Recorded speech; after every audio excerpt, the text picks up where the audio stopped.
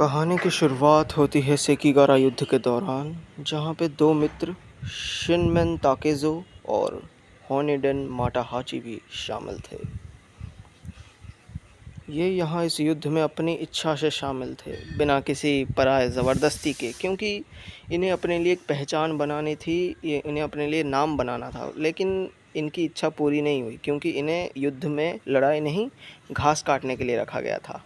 तभी इस बातचीत के बीच में कुछ लोगों की एंट्री होती है और माटाहाची के पीछे भी कोई आ जाता है, लेकिन उसको लगता है कि ये उसका दोस्त ताकेज़ो होगा। लेकिन जब वह घूमता है तो चौंक जाता है, क्योंकि वो तो एक शत्रु दल का सैनिक था। वो उस पे प्रहार करने ही वाला था, तभी उसकी पैर फिसल जाती है। क्यों? क्योंकि माटाहाची ने अपना कुछ बिजनेस किया था उधर।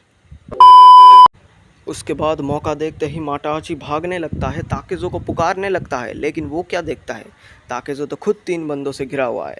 पर अपना ताकेज़ो भाई भागता नहीं है माटाहाची की तरह, वो कूद पड़ता है शत्रु की तरफ, उसका मुंह सिर से फोड़ देता है और उसका सर पकड़ के पेड़ की तने में घुसा देता है। और ये नज़ारा देख के इस दूसरे सैनिक की फट जाती है और इसी शरीर की कंपन में उसका पैर फिसल जाता है, जिसकी वजह से वो बच जाता है 5 मिनट के लिए। क्योंकि तभी ताकेज़ो पत्थर फेंकता है, जो जाके इस बंदे को लगता है, माटाहाची के पास वाला बंदा।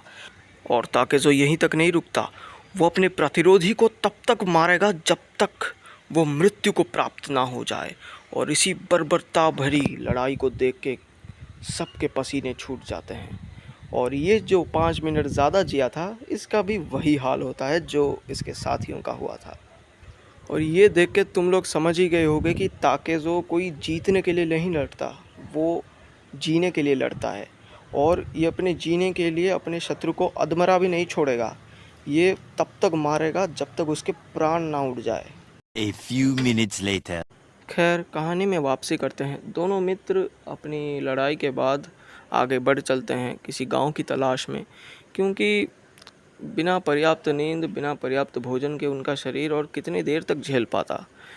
और गांव की तलाश में चलते ही वो और नहीं चल पाते, उनका शरीर जवाब दे देता है और इवेंचुअली दोनों मित्र बेहोश हो जाते हैं। और तभी एंट्री होती है एक नए कैरेक्टर की, जिसका नाम है आकेमी।